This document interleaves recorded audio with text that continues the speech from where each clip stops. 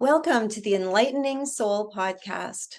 I'm Shelley Young, and I am the owner of Trinity Esoterics, where I have worked as a writer, speaker, teacher, spiritual advisor, and internationally recognized channel of Archangel Gabriel for the past 20 years this year. This podcast is designed to offer information, guidance, encouragement, and support to those on their enlightenment journey. Today, I have the great honor of interviewing Rob Gauthier, also known as the ET Whisperer. Rob is an incredibly talented channel and one of the most beautiful examples of the divine masculine I have ever met. He's the creator of the channel panel and an all-over fantastic human being. I was lucky enough to meet Rob when he invited me to be a presenter at Channel Panel in 2015 in LA. We laughed and we cried together that weekend, and since then he has been one of my most favorite people on the planet. It makes perfect sense to have Rob be the first interview on the podcast because he is the inspiration for the format of how I wanted to do interviews. When Rob interviewed me on his show, the Enlightenment Evolution Hour, he had a refreshing end to his interview where he asked me a series of personal questions. Things like, who is your favorite band, and things along that line. I love that because he connected with the human who is doing the spiritual work by asking those questions. I really wanted to start interviewing people with similar careers to mine, but in a way that showed them to be regular human beings, because I think we are all gifted and all divine, and it's time to release the old paradigm of the guru. I asked Rob how he felt about that, and of course, not only did he give me permission, he agreed and encouraged me to do it and agreed to be my very first guest. So I'm so excited to introduce him. Welcome, Rob. I'm so happy to have you here. Oh my word, what an amazing introduction. Thank you so much. I am blushing right now because I'm really happy that you're doing this, and I'm really excited to be the first guest. It's a real honor. Well, it's just absolute perfection because you were really the one that inspired the idea. So I've got a sheet of questions for you. We're going to dive right into it. And I can't wait to hear what your answers are. I can't So, wait. first off, for the people that don't know you yet, that we may have some listeners that don't know you yet, can you tell us who you are and what you do? Yeah, my name's Rob Gauthier, as you said, and I'm a professional channeler. I've been channeling now for, well, since 2010 publicly, and professionally a couple years after that. I shared my channeling as soon as I was able to do it. Like within a few times, maybe 4, 6 times I channeled, and then I went straight to YouTube to share it. And it was in a weird little age of time where YouTube didn't have a lot of channeling on it. And I thought maybe a couple people would watch it. Maybe it would help 1 or 2 people. And it ended up being a lot bigger, and more people resonated with it and took in the information than I had ever hoped. And multiple many of years later, my channeling has shifted and increased, and the ability to do it, my time with it, my whole life has shifted since that point. And that's it. I'm also a father of 2 amazing kids. My oldest son's 24. My daughter is 4 years old. My wife, Kalina, who's also a channeler, an amazing person. Me and her do a lot of the work that we do together. The channel panel, like you said, that was one thing that we created and did. And that's basically what I do now. I work doing mostly my channeling, but I also do my podcast, which I have other guests on, and then we do the channel panel still. So we do a little bit of everything, but it's always centered around my channeling. That's the big part of my life. Family and channeling is literally 99% of my whole life. Just those 2 things. So And Starbucks is the other 1%. yeah, they've been getting my money lately.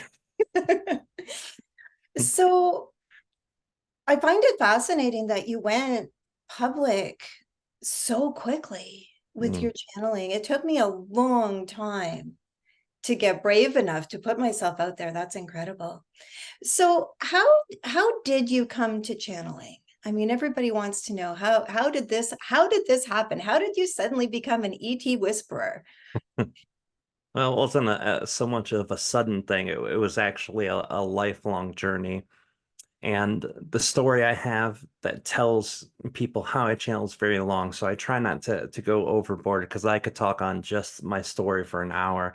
Um, we'll start it when I was a kid. I was around a lot of religious ideology. My parents were Christian, but I also did exploring that I wasn't supposed to do as a Christian. What's spirits? What's UFOs? What are all these phenomenon, Bigfoot, and all these things? And myself and a friend had personal experiences, so it was always a mystery. Fast forward to my teenage years, I quit going to the church. I hung out with a lot of people, got into a lot of trouble, violence and gangs. The whole thing was a big part of my teenage years, and that lasted up until I got into some trouble, and then I stepped back away a little bit. Um, and then soon after that, I had my son, and I had my son when I was 19 years old. It was a crazy experience for me, being a very self-centered, selfish person. Now all of a sudden I meet this being who at that point, I wasn't excited about being a father. I wasn't excited about being a parent. I didn't like kids at all. I held two babies ever in my life, and one of them was my nephew. And that lasted about 30 seconds. Then I'm like, here, take a kid back. So, um, I went from that to as soon as I saw him, laid eyes on him, I loved him immediately, and I loved him more than I loved me. And this was the first person I would ever give my life for. So it shifted tremendously something inside of me. That same son also had problems. Like he came out not breathing. He was hospitalized for 2 weeks, and when we took him home, they said, your son has seizures. You're going to have to give him this medicine." And that's kind of all we knew. And once he got to about a year and a half year old, he wasn't doing anything that the other kids his age were doing. My son's mother got pregnant. You know how they say people get pregnant in threes, pairs of threes. Two of her cousins were within a month or two each side, and their kids were doing lots of things that Jeremy wasn't. And at that time, we were like, what's going on? We know he had this problem at birth. We know he has seizures, but why isn't he doing anything? And when we took him to the doctor, it was like, oh, you guys didn't understand or didn't know this. He's got cerebral palsy. And that's a bad thing. It's brain damage, and it manifests differently in different people. Some people slightly limp a little when they walk, all the way to like my son, nonverbal, wheelchair, can't use his limbs. His mental state is probably that of between 8-month-old and a 2-year old. Um, Seizures, cortical blindness, a whole list of things physically and developmentally that's wrong with them. And this news hit heavy.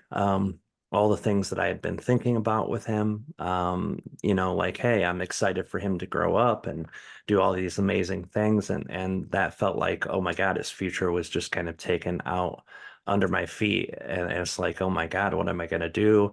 How is he gonna enjoy life if he can't do all the things that everyone else loves to do, type of mentality and being young. Um, and dealing with that devastating news, it hit heavy. So Yeah. we fast forward that into my car accident. I got into a car accident. They put me on pain meds, and like so many people here, especially in the U.S., because of how medications delved out here, I got addicted to that, and that went further and further until the doctor said no more. Mm. You're doing it wrong. You're lying about your prescriptions. You can't. We're not giving nothing to you anymore. Yeah. Um, at that point, I went to the streets to start doing because I was full blown addicted. Without the medicine, I would become violently ill. It would feel like the flu times 100 without the medication. And going to the streets, I was doing more drugs than just the medication and opiates I was doing before. Um, that was a long time. That took me 10 years about to go through that whole experience of being addicted and then getting off.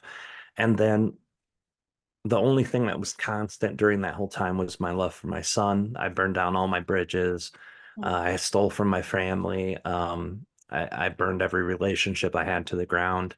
And eventually I was like, even my care for my son is starting to erode, and I need to fix this. Mm, So my love for him kind of pushed me in the right direction. And it took a while, but I ended up getting clean, going through all the steps of methadone clinics and alternate medication. The methadone clinic was a two-edged sword. My addiction became worse. The amount of medication I was on was worse than my habit was before, but also it kept me away from the drug dealers in the streets and that type of lifestyle. So it helped, but it also made things worse in some ways. So eventually, I'm done. It's behind me, and I start having emotions and thoughts and understandings that I hadn't had since before I was a kid. Like before I was this teenager getting in trouble, it brought me back to a real place of emotion. I was able to start seeing beauty in life again, and that mm, was something that really helped motivate my search for what's next. And I always kind of believed that there was something that created the universe, and I always thought the possibility of a higher power or God was real. But I also knew that the way my parents took that path to their creator wasn't mine, because all the contradictions and all the things that I didn't really like about that style and church. So I went back to my old interests. I went back into the UFO things, which during drugs, if anyone has been through addiction or know someone, you don't care about anything. Drugs is all of your life. You stop all of your interests usually by the time you're in deep addiction. So I started watching these documentaries about UFOs and spirits. And eventually it led me to a spiritualism church. I went there, I tried it out. The guy gave me this amazing reading about my son. And this is before internet and all of that stuff. And right there, I knew there was something to this. At first, when I went, I was like, this is 50-50. These guys could be the fraudulent, snake handlers, or they could actually be real. So after that, I said, I wished I could do what you guys do. And they said, you can. And they took me through meditation. And after meditation went, I kind of like after about 4, maybe 6 months, um, it was still a religion and there was a lot of infighting and stuff. So I kind of separated from that and went on my own. And I found the Monroe Institute Gateway Experience. And that was a very powerful meditation, a binaural technology that the Monroe Institute created. And I used that, and that helped my meditation go from like, right over the edge to in the clouds. And I don't know, I'd say probably 4 or 6 months after that. I had a real rough day. I was feeling very disconnected. And at this time, I'm meditating hours and hours a day, 4.5 to 8 hours in a day sometimes. And I ended up going back into meditation, and that's where I first met Treb. mm, And it was a very scary experience at first. And then I felt this love. And I try to describe it for people like if you're in a dream state, let's say you visualize or you're in a dream state and you're at this building that you don't know anything about, but in the dream, you know that that belongs to a relative you've never met, or, a time frame that you've never been in, or a place in the world. But you know that in the dream, you just understand it. It's the sixth sense, that understanding and consciousness and intuitiveness. You just understand. And at that moment, that huge love that I felt was from this being to me. And I didn't know why, I didn't know how, but this love felt like the love that I had for my son, which I felt was the biggest thing in the world, was nothing. It just mm, felt so small and insignificant. So I relaxed. I connected with him. He said, basically, we're connected, and if you want to come connect with me again, things in your life and reality aren't the way that you think that they are. But if you want to come back, come back. And I didn't for 3 days. I thought my brain got broken. I thought I was having a mental illness issue or something. Um, but 3 days after curiosity, I went back and I met with him and talked to him and kept coming back. And eventually, after 2 years of connecting with him in this meditative state, I had learned a lot of things. He taught me a bunch of things, but I'm also looking through the internet, trying to find if what he says is true or if it's not. I still have trust issues with people, especially this being that appears in my brain. Um, so I'm like, yeah, I'm checking everything you say, and I found a lot of things that bounced off in resonance with other things, like Seth Material or Seth Speaks, The Validity of the Soul was one of the books that referenced a lot of topics that he was talking about reincarnation and incarnation. Um, so I was like, these beings can do that, right? This being Seth can channel through Jane Roberts. Me and you are connected like Jane Roberts is to Seth. So can we do this? Can you come through me and share that information with other people? Because I felt like all the things that he shared with me that changed my life, I wanted to make accessible to people. And because I saw it in the public and people accepted it, I was like, they're not going to lock me away. There's references of things happening here with other people who channel, so it can't be that crazy, right? Crazy. And they Right? said yes. And as soon as we did, we went on for like I said, we after I learned to channel a couple months later, 4, 5, 6 times after, I went to YouTube and the rest is history. And since then I met Ardif, which is like uh his consciousness is connected to Treb's, like Treb's is connected to mine. He Mm. is a higher dimensional being that Treb would connect to for information and insight like I do with Treb.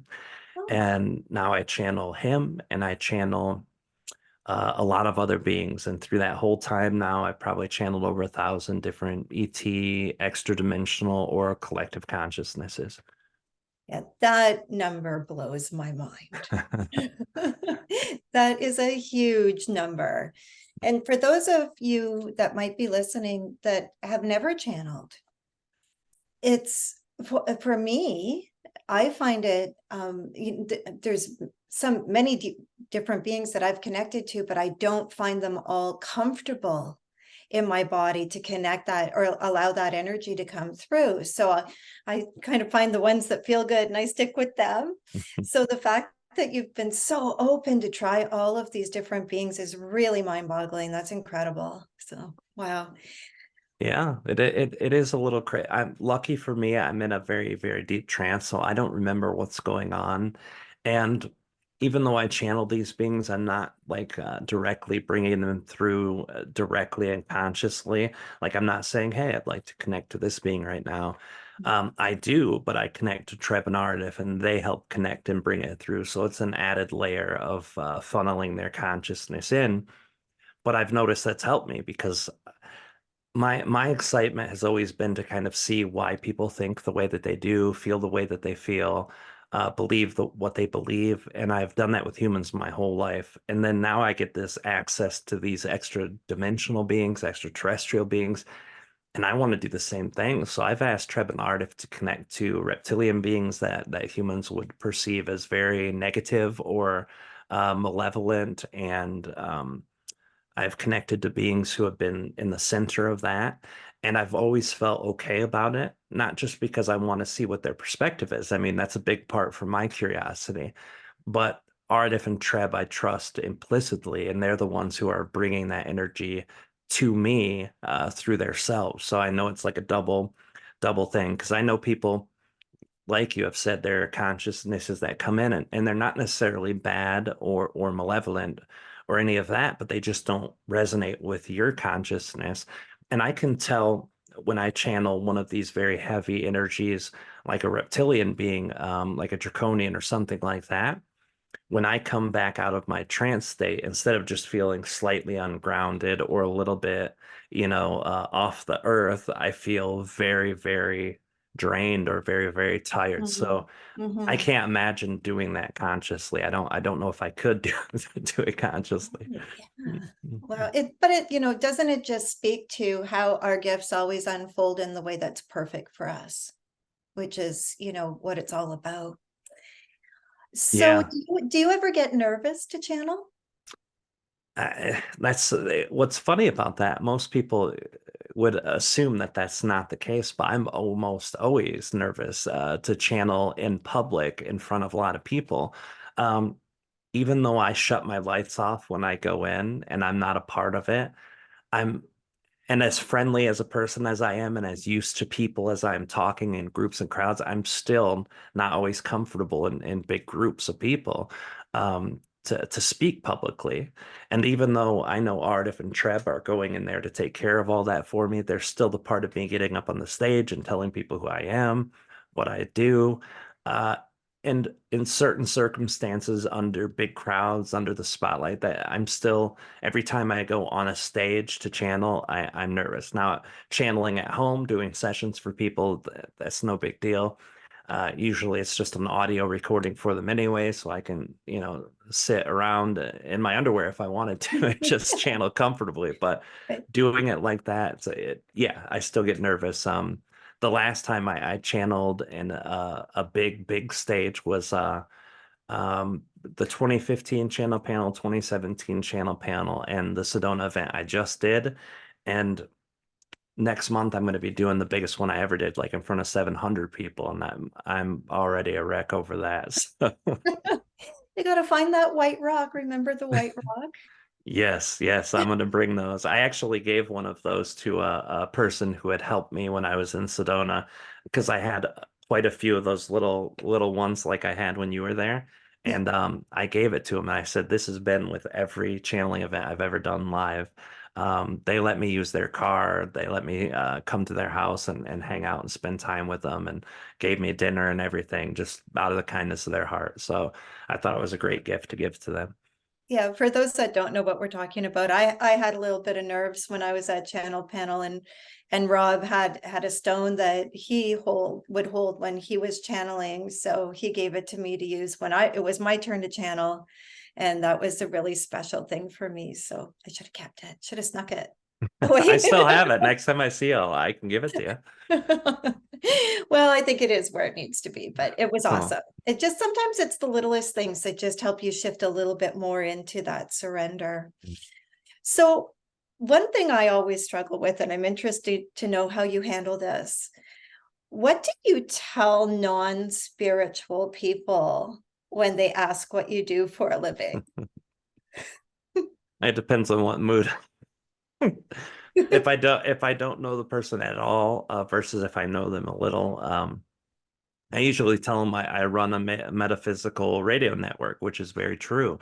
The Enlightenment Evolution Network is something, and that's something that people can say, metaphysics, radio, okay, I kind of understand. But if I say channeling, I'm a professional channeler. They're like, is that something with a computer? And I was like, I use a computer, but that's I remember Kalina and I, when she was living in Chicago, I came to visit her and we were in a taxi and the taxi guy said, hey, what is it that you do?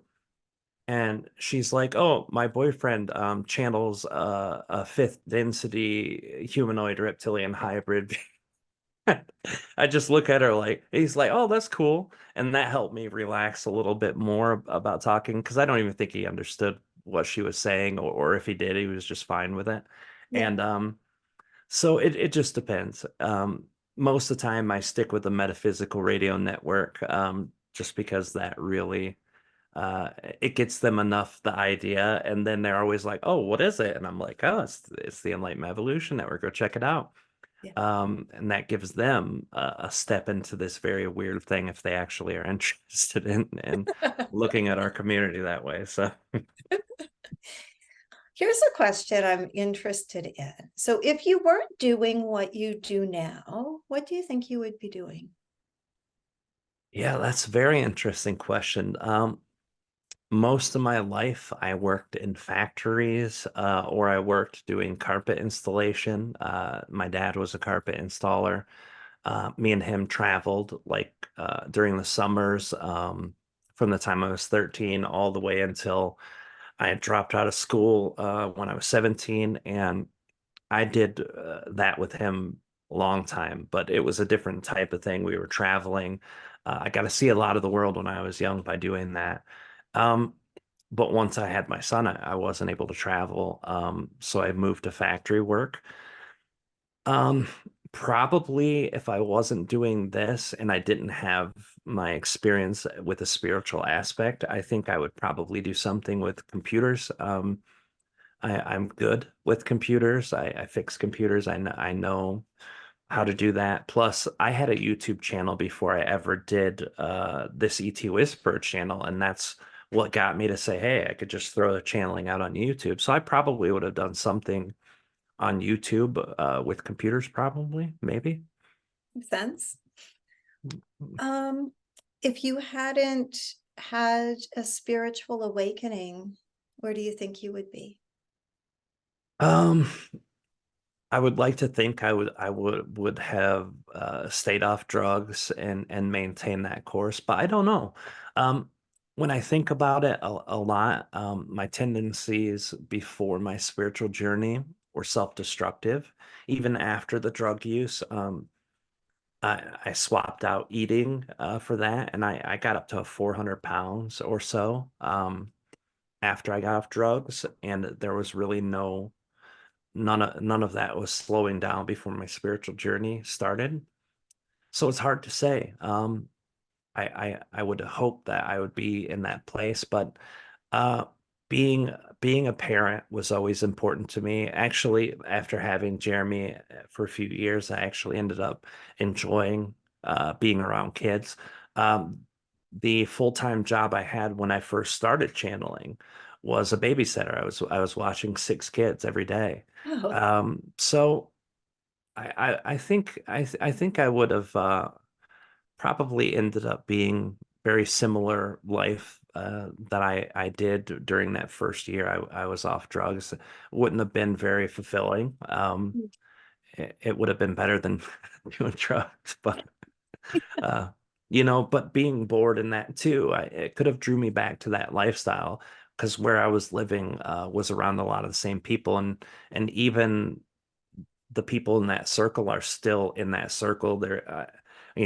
Because of my son's mom, I hear stories about all the people we used to spend time with, and a lot of them went to prison, still doing drugs. So yeah, I wouldn't have seen a high hopes for a good future there. right. So I'm wondering, do you feel energy? Are you energetically sensitive? I am to my own energy and to the energy around me. I shut it off a lot. I because I'm a very mental guy too. So like when I went to my friend's in Virginia, he has this office. We were doing a project for a film for a series that we shot the pilot for. And when I was there, he has been telling me for 4 or 5 years I've known him that this office has this really bad energy and bad feeling. And I went there and didn't feel anything. And then once I was able to quiet my mind and I wasn't engaging with the project and that, then I could feel some energy around there that wasn't very welcoming. But it took me a minute. If I get into that state, then I can feel energy. Now, inside myself, I could feel energy very well. That's actually how I get into my channeling state. I consciously shift the energy through the chakra systems and then release it. And without that, I would never have been able to channel the way I do now because that's a very important part still to this day of my connection process. Right, right. What frustrates you about being human? Do you have a week? Um, I would say the physical limitations tend to be one thing, the way we experience time.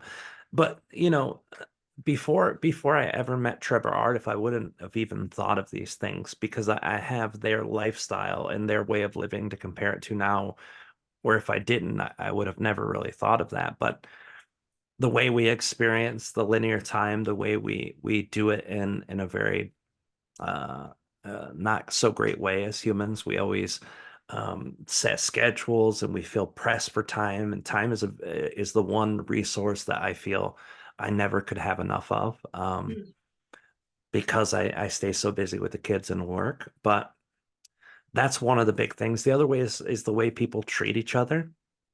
I understand it. I really do. I was that guy before. I was the guy who would pick fights and get into physical violence. I was the guy who wouldn't tolerate an opinion that was different than mine. So I understand it. I just don't like how it goes. I don't like how people hurt each other intentionally. Um, and probably my biggest complaint about being a human is the way that people refuse to listen to each other or to try to get into the other person's shoes. I work very hard at that. I'm not perfect. I'm still judgmental. I still have snap judgments on certain things or experience. I'm like, wow, why is this person being that dumb? Or hey, why the hell would I have done that? Something. But nobody, it seems like not enough people try. And it's not nobody because a lot of people do try. But we saw that firsthand in the world from 2016, pushing outward a lot of things that were divisive, and these subjects had no medium ground. They had no meeting point. You either thought this way or that way, and you couldn't talk about it. And I always found that really hard for me emotionally, mentally. Why can't we try to understand each other? Because if we can try to understand each other, then we can understand why you make the decisions you do. And even if they're different than mine, I can respect you as a human for doing that. Mhm. And that's just something I don't see enough of. So that's probably one of the biggest things that occupies my mind when I'm thinking of the things in life that I wished were better in a collective sense. Yes. So what do you consider to be your superpower? Uh, there's a couple of them. I think my love for my kids makes me a good dad. Not the perfect dad, not the best dad, but a good dad. And I do really well at that. I would say I'm as good, if not better, at being a dad than I am at being a channeler. And I'm pretty good at that, I think. Mhm. That's the other one. I don't like to compare other things to other things, but I do believe I'm a good channeler. I feel like I think all channeling has filters through the human at some level or degree, and I think I'm pretty clear of that. Not perfect, but I think my filters are fairly good for channeling. I think with my soul, knowing that I was gonna probably channel in this life, I set it up that way because my mental energy, I never could do that consciously. I never would have been able to learn how to Right. channel consciously. Um, so that's another one. And I think being able to look at things at a more neutral perspective is a superpower. The thing that I dislike about the collective, with not wanting to see another perspective, I feel like I'm very good at that. I'm very open to perspectives that aren't mine. And even though that shouldn't be a superpower, it feels like one now. So Nowadays, it really is fun. One of my questions was, who has had the greatest impact on your life? But when I hear you talk, it must be Jeremy. yeah, he had the biggest impact on my life in that way. Treb had another big impact on my life, and then obviously Kalina and Lilith had Yeah. an impact on a different stage. They all taught me something very important, and they all taught me something at the time I needed to learn it. Um, I think pound for pound impactful, it would probably be between Jeremy and Treb for sure. Yeah. Awesome. Yeah. So, what has been the most pleasant surprise of your journey? Uh, there have been a lot of them. I think the best one is that people in general are open to make changes. I see a lot of people resist it, and that was a belief I held my whole life, up until the point where I was channeling for multiple years before I started seeing that I wasn't right.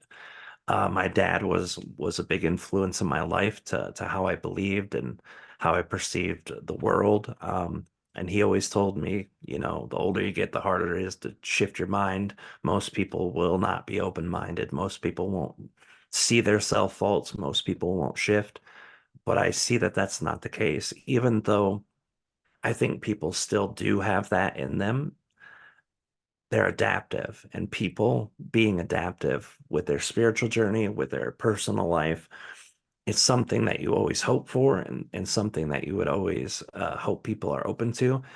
But in a collective sense, the picture is that people don't do that. But to my surprise, they do. And it's been nice seeing that. That's one of the big things. Another pleasant surprise, I would say, is finding out your own limitations too, and seeing how the belief systems that you have are so tied to that. Um, like that belief right there, I shattered my own belief through experience. But as a human, I had to see it happen over and over again before I could say, wow, maybe this isn't an anomaly. Maybe this is something that really happens a lot that I just didn't think could. And that was a big one too. Right. What have you found to be most challenging about your spiritual journey?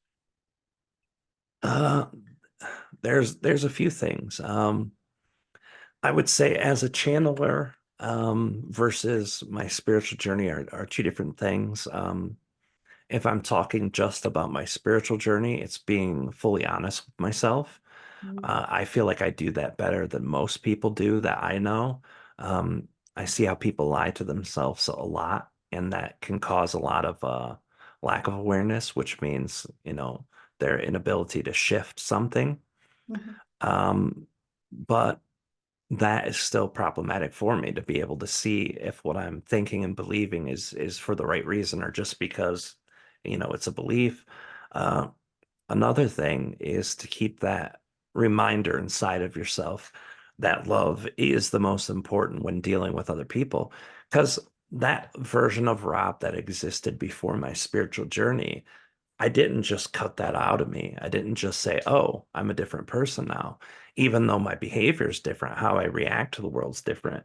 That version of Rob who would get mad if someone didn't you know, be respectful to me when communicating with me, or someone who would say something horrific about a friend or family.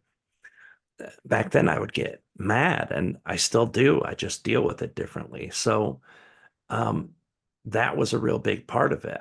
At first, in my spiritual journey, I thought that version of Rob had to die. I thought I had to Mm. cut it out of me. I thought it had to just disappear.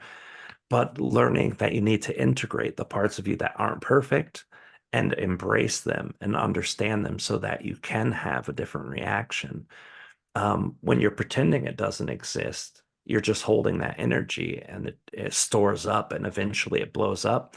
I found myself several years into my journey as a pacifist. Like as soon as my spiritual journey started, I was done. No more violence. I found myself like 6 years or 7 years after chasing a guy into a police parking lot, um, because I had held it in for so long and did not think that part of me existed anymore. I thought that I Mhm. beat that part of me, but I Mhm. just held it in so much that little thing that he did just set me off in the wrong way. So at that point, I really had to reevaluate myself. I had to reevaluate the perspective of that Rob still exists and be at ease with it and love that part of myself instead of trying to hide it away from myself. Yeah, that's so important. What is your favorite affirmation? I don't really have an affirmation that I use consistently. I usually have to make one up in a moment where I need it. Um, Usually my mind keeps a sharp focus on the things that I'm doing at the time, but you are loved is something that Arda first said. And he has repeated that over and like every time he connects to people, he tells them you are loved. But the first time he said it, he actually explained what he meant by that. And it's an important thing for me because sometimes I don't always feel loved, when you're someone who is a caretaker, when you're someone who does service for other people, a lot of time people can forget to express their gratitude to you for what you're doing. And sometimes you feel like, oh my God, I'm not being appreciated, blah, blah, blah. It's it's a struggle with people who do caretaking at any degree. Right. But yeah, but he said that when he said you are loved, what he explained was that when you love somebody else, those are two separate beings that just share an emotion. But when you are loved, it represents the love that exists as part of all that is creator consciousness, God, whatever you want to label it. The universe is built from that essence. In divinity and divine nature, everything's connected. So even if your neighbor doesn't love you, even if your mom and dad don't love you, your wife or kids don't love you, your dog doesn't love you, you still are loved. And if you're open to receiving that love, you can feel that love even when you don't feel like you're getting it from around you. Mm. So that those words were drastically etched in my brain, and I've used those to help other people when they're feeling that same way too. So, Oh, I love that. What is your biggest pet peeve? oh yeah, there's I'm all about showing the human side of people, remember? yes. Oh, there's so many. Um, I would say the biggest pet peeve is rudeness for rudeness sake, the people who still do that shock and awe, when you're driving or something, someone will just flip you off for no reason or show aggressive behavior towards you or say something like that. That's the thing that makes it hardest for me to contain myself. Mm-hmm. When I get upset or mad. To me, it's not so bad. I laugh a lot of it off when someone directs it to me, but when someone does it to the kids or to Kalina or someone I really love, yeah, that's the thing that triggered me chasing a guy into a police parking lot. So if you get off balance, how do you find your way back to your center again? For me, I'm kind of lucky. Even though I don't actively meditate like I used to, like I said, I used to do hours and hours. Now my process to connect with Treb is my meditation because the results are the same. I Mm-hmm. get to spend my time with Treb, so that helps me personally. Um, but in a sense of a larger thing, when you're feeling out of balance, the best thing is to do is just breathe and do something that you're excited about, even if you're angry or sad or feeling disconnected. Just general excitement or something you have passion for will always bring that lighter side of you out. Um, I know a lot of people debate the distraction versus excitement, but I think in moments where you're really feeling bad, and the only alternative to distraction or excitement is more spiraling or more of the same, then a distraction is good for you. Meditation is what I suggest to other people when they're doing it because meditation gives you a chance to be with you in a quiet way. Mm-hmm. And most of the time when we're out of balance, it's because our mind is going crazy. It's going too busy with life stuff, stuff that we don't like, stuff that we don't want. So meditation's usually great, and fortunately, I get my chance to do that almost every day with Treb. So, Awesome. If you had the opportunity to address a group of first graders, what would be your message to them? mm, I think that you are loved. The thing about children that a lot of people don't understand is that children require the same thing adults do when it comes to how you treat them or how you share with them. Um, Obviously, you don't just put it all out there like you do with an adult with certain subjects that are more sensitive that their minds haven't had time to embrace or develop yet or should be around. But in general, we have to be honest with them.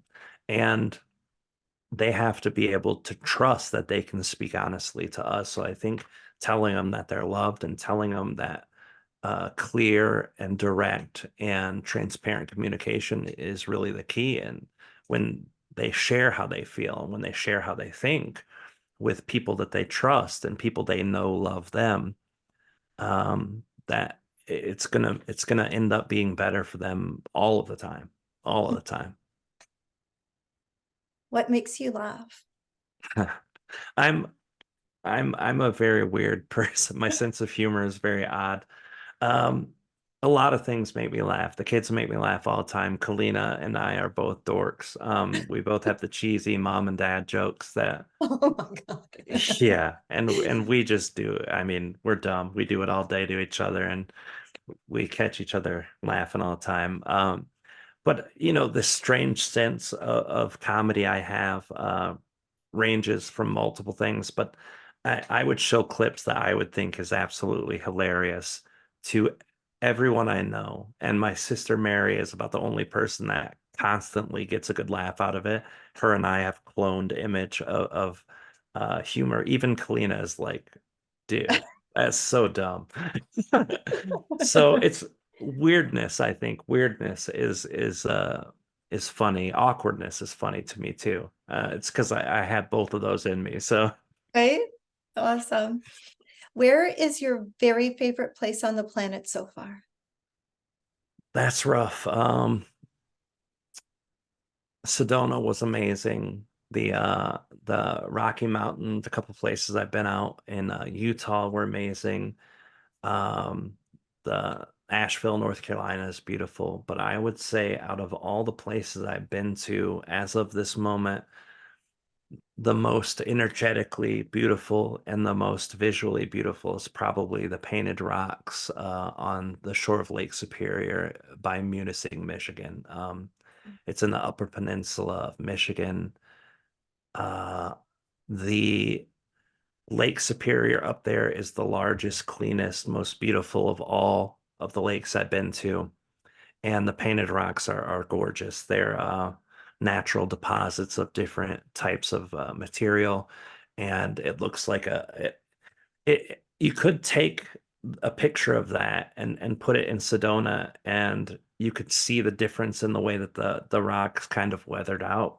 But it looks very similar with the blacks and reds and oranges and browns. Um, but with Michigan, it's sitting right below a big field of pine trees and grass. So it really is just, it's absolutely breathtaking. And I've only been there once.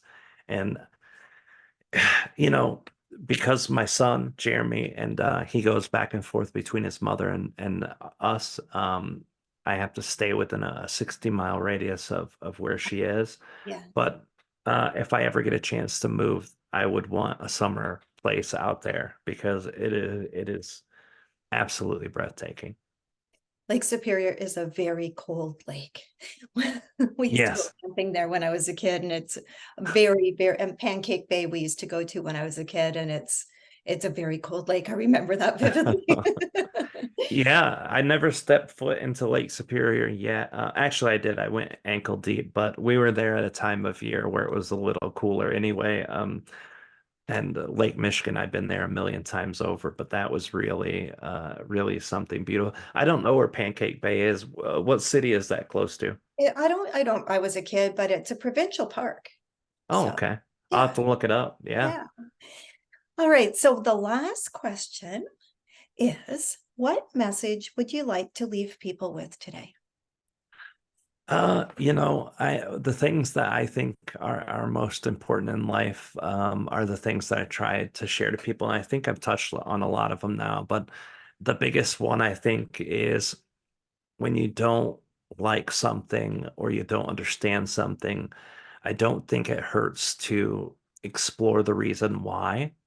And if the reason why that you don't like that thing comes from a level of deep anger or hatred, then it's probably a reason that continues to trigger you. And if you want to be brave about it and explore those things that you don't like, you'll most of the time find that there are so many things inside of yourself that are traumatized, that are resistant, that are hurting, that makes it that emotionally reactive for you. And if you find those things, then sometimes you get a chance to work on those things.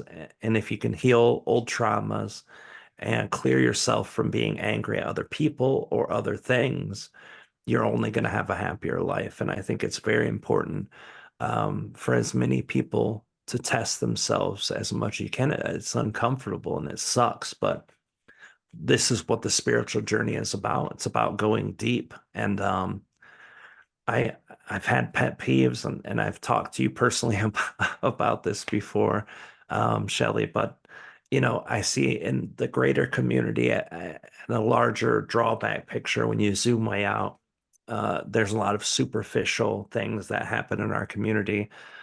that are meant to be spiritual, like, oh, say spiritual things or behave certain way when you're in front of people, and that's very spiritual, and then you're high vibe. But then there's reality, and reality is things on earth aren't easy, and experiencing life isn't easy. And if we do the hard work, then we actually see the spiritual benefit from that. Being able to be a person who would punch someone in the face for any reason at all, I was willing and able to do that. Now it took 7 years of being great and still having a problem, and now several years away from that, I changed. I changed a good part of myself. I accepted those parts that weren't good, and I did some of that work. Uh, and it makes my life better today than it was then. That's the spiritual journey to me. And I think when we present ourselves with why are we doing the spiritual thing, a lot of people's answers are different. But if the answer is you want a better feeling life and a better experience of being on earth while we're here, that's one way to do it. And if it's you want an easy life, I don't think there's a spirituality out there that can really do that for most people. It's a journey. So, put in the work. Well, it's been just absolutely amazing having you. Thank you so much for sharing your time so generously with me. You're just a blessing in my life. Oh, I Um, love you so much. It's a well, pleasure to be here. I love you so much too. Do you have any upcoming events that you would like to talk about? And where can people find you if they want to learn more about what you do? Sure. If you go to my website, that's pretty much got everything. Our mailing list on the website is a good place to stay in touch with new things that we're doing. That's etwhisperer.com. And you can always check out what we're doing on like YouTube and all the places where social media is. But the website's pretty central. The things that I've got coming up, I'm in Sedona in March. I'm going to be at that very big conference. Daryl Anka's going to be there. Um, a good friend, Wendy Kennedy, Sean Swanson, they're all going to be there. A lot of people from our community. Linda Moulton Howe, she'll be there. A lot of people will be there. Um, but I'm going to be doing a journey out in the wild in Sedona Vortex like I did last fall, which was amazing, and also be doing a workshop and the three-way galactic channeling with myself and Wendy Kennedy and Sean Swanson. So it will be a good time. That's also on the website. It's Sedona Ascension Retreat, and that's March 8th through 10th, I think.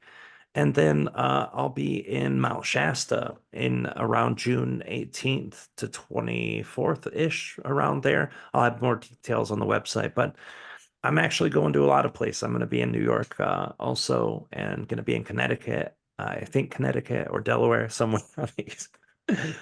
If you go to my website, though, if you want to follow what I'm doing when I'm going out and about, that's really the best place. And I'll give more details as I get them too on the other things there. So Awesome. Well, thank you again so very much. You're just so dear, and you're just such an embodiment of the divine masculine and being the love. You're just knocking it out of the park, my friend. So thank you again.